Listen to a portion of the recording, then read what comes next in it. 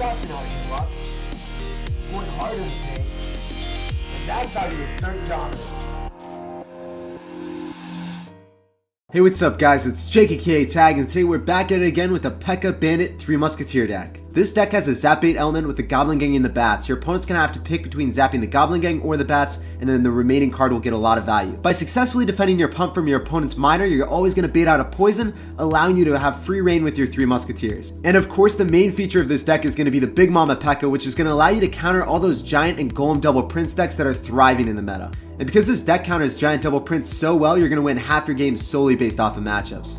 So let's go jump straight into some GCs and let's assert some dominance. Alright guys, so we got another game. I really don't like going in for a pump at the start because you don't have Ice Golem. With this deck, since you don't have Ice Golem, it's really hard to pull units opposite lane, and if they just bridge spam you with like Dark Prince or something, it could be difficult to deal with. So I like waiting and seeing what my opponent wants to do. That's why I dropped the Ice Spirit first before pumping up. He's going to go drop a Princess, so this is definitely going to be some type of log bait variation. We already saw the Goblin Barrel.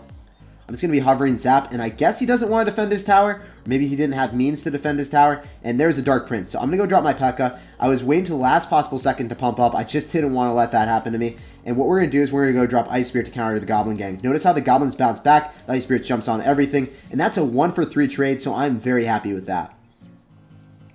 He's not really going to do anything. The Big Mama Pekka is just going to decimate the entirety of his... Big Mama Pekka just defended the Princess really well, so... And then the Goblin Gang defended the Goblin Barrel.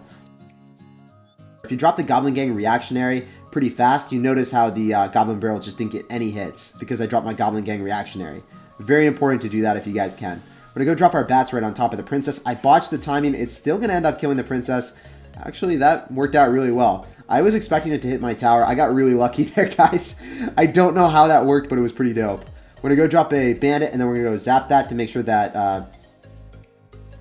So the Dark Prince's charge actually wouldn't have occurred anyway, but it was very important to just make sure that he didn't finesse me there. So we're going to go drop Ice Spirit yet again. Oh my gosh, this is working out so well. Ice Spirit on Goblin Gang for a +2 trade in single elixir every single time, allowing me to safely get up my pumps, and that's really the interaction that's making this game so easy for me.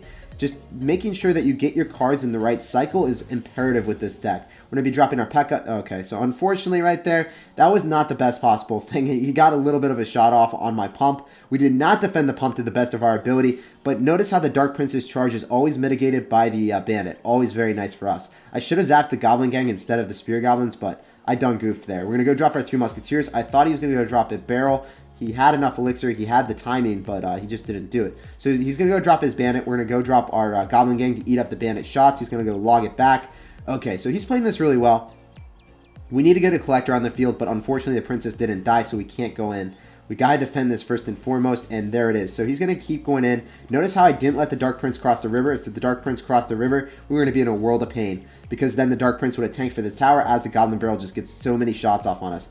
He's gonna go in for a NATO, so this is gonna be a little bit juicy for him. He's gonna go in for a Princess as well, and he's gonna go in for a log. So that's really good that he went in for a log for us. Now I can go in for a Collector and safely defend against any type of barrel. I'm going to go in for a Bandit at the river, make sure that the Dark Prince doesn't cross. We're going to go yet again for another Goblin Gang, and then his Dark Prince is not going to do too much damage here. It's not even going to get a charge off, so this is working really well. I ended up getting a pump up. I defended against the Princess. That's exactly what I like to see. We're going to go in for a zap on top of the Goblin Gang, and I still want to see what he's up to because he hasn't really done anything. We have an Ice Spirit barreling down that lane, and then I'm going to get ready with a Big Mama Pekka, and then go in for Bats this time because I assume he's probably going to pre-log.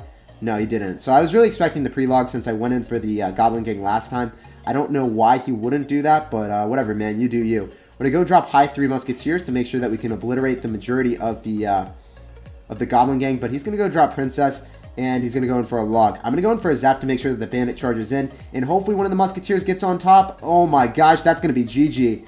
GG, well played, and good luck, sir. I thought that the Musketeer was going to kill the Princess, but it actually went on top of the tower and just took it. Alright guys, so we got a game against Blue Devil, and he is sparing no time pumping up right at the start of the game. Blue Devil, I wonder if he's from Duke or not, so we're going to be dropping our Goblin Gang. We actually misplaced our Goblin Gang. It should have been in the middle, not off to the side. If you drop it off to the side, it's actually going to get 1 less hit, so that was a little bit of an unfortunate placement, but at least we won't do that again. If you're dropping a unit of 3 like goblins or guards off to the side, it will actually get 1 more hit, but your Goblin Gang should always be dead center. He's actually going to be saucing out the Giant in the back, so this is a really great start for me. I'm just going to drop my Pekka. He's an incredibly sad panda, and that's what you really want to see happen. He's probably actually going to be running Giant 3 Musketeers, and we're running Pekka 3 Musketeers, so this is going to be awesome. We're going to be dropping our bats right now, and we want to drop our 3 Musketeers all in one lane.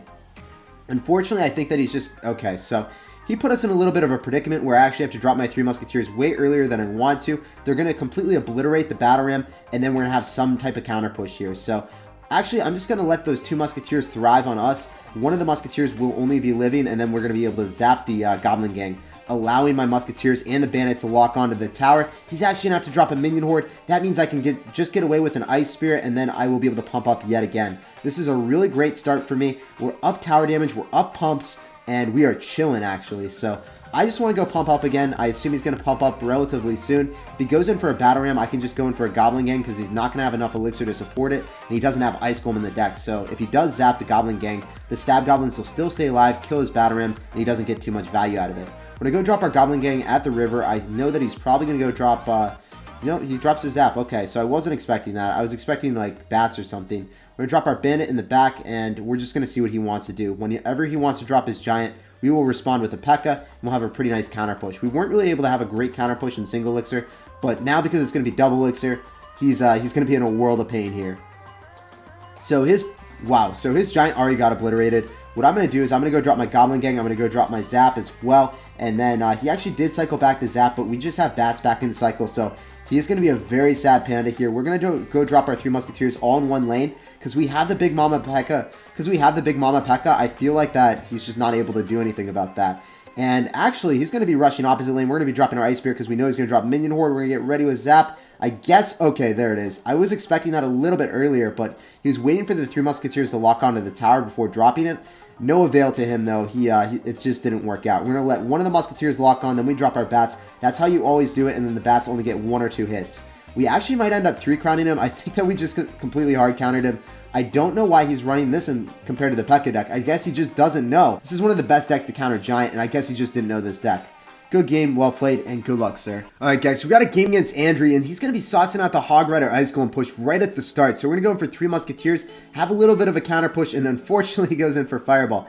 So Fireball isn't too common in Grand Challenges, so I was really not expecting that at all. We're going to go in for an Ice Spear ahead of our Musketeers, and he's going to go in for a Log to clean it up. But we still have 1 Musketeer alive and thriving. He is not going to be able to clean that up with just Skeletons, and that is a lot of damage for us.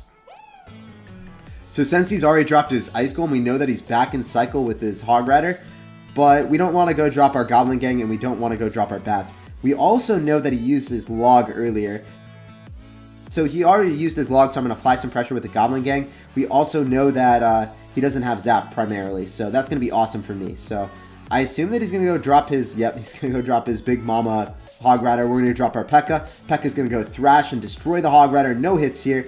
And he's probably going to go drop Skeletons. If he does, I'm going to go drop Bats since he doesn't have Log to mitigate it. And the Bats will end up cleaning up the Skeletons, give me a little bit of counter push here, and the Big Mama Pekka will die to a cannon. The Pekka is so good on defense, but not too great on offense, and that's the one little thing that I have that I don't really like about her. You always want to formulate counter pushes with 3 Musketeers and the Big Mama Pekka, but unfortunately this is single Elixir, so I never really can do too much here.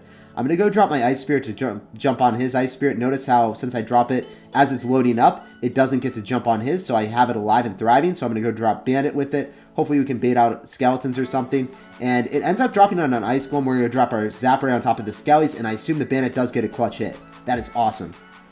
So great start for me. I'm going to keep dropping my Pekka. I don't want to go drop my Goblin Gang because we know that they have Log and Cycle. They have Log and Cycle, they could go for pre-logs, and I'm really not about the life of giving up free damage. When you've identified that your opponent is going to be running a Hog Rider deck, you never want to pump up in the middle because it gives them the ability for more poison or fireball value in this case. So I didn't let that happen. The Big Mama Pekka is just going to die to 4 Elixir essentially, just like the Cannon and the Skeletons is not a huge Elixir investment. We're going to go drop our 3 Musketeers. 3 Musketeers might get fireballed, but they're not going to hit the tower, so that's going to be pretty awesome for me. Goes in for a Log as well to clean up the Musketeers, but that only got 1 hit for a Hog Rider, and we ended up cleaning everything up. So it was a 6 Elixir investment right there. His Log is out of cycle, so we're going to apply pressure with the Goblin Gang. I'm going to go in for Pekka, and then I'm going to go in for a High Ice Spirit. High Ice Spirit is going to catch his Ice Spirit, and it's going to bounce back towards the Hog Rider, hopefully. Awesome. So the Hog only got 1 hit yet again. That means I'm going to go in for my 3 Musketeers high with the Pekka, and we're going to try to split 2 in the lane that he doesn't want to fireball. So He doesn't want to fireball this, but he probably will. And now we have the Bandit and everything rushing in the left-hand lane. So you always want to go for the 2 Musketeers in the lane that you're not wanting to push towards. So that's another key tip and trick that you guys should definitely implement. This is a very difficult matchup, though, so I don't know if I'll be able to win it. I'm going to try my hardest, though. And it's working out pretty well, but it's still really difficult. We're going to go drop our Ice Spirit, and I hope that the Ice Spirit makes sure that the... Yep, awesome. So Hog Rider was stopped in its tracks, not really happening for him. We're trying to apply a lot more pressure. He's going to continuously go in for the Fireball in the lane of the 2 Musketeers. He could defend that way more cost efficiently, but he's really not. So that's awesome for me. I think that the Bandit might bounce right on through. He goes in for a log as well, so that's our time to shine, guys.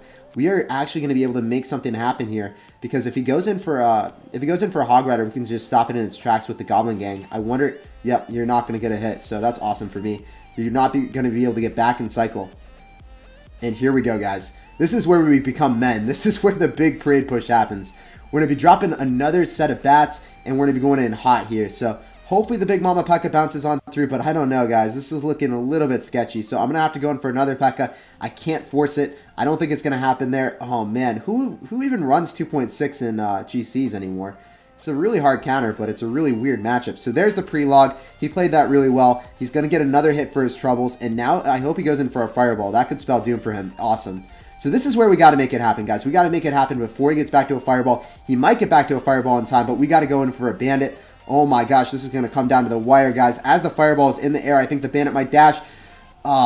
Very, very close. Good game and well played. He said thanks, but it was a hard counter. Unfortunate loss, but you won't see Hog Rider 2.6 very often. It's a difficult matchup, and he played exceptionally well with that pre-log. And that's actually where I'm going to end today's video. I really enjoyed playing this deck. It will be down below in the pinned comment. Make sure to check it out if you guys are interested. Be sure to check out RoyaleAPI.com for the latest and greatest 12-win decks. That will also be down below in the description of the video and as the pinned comment.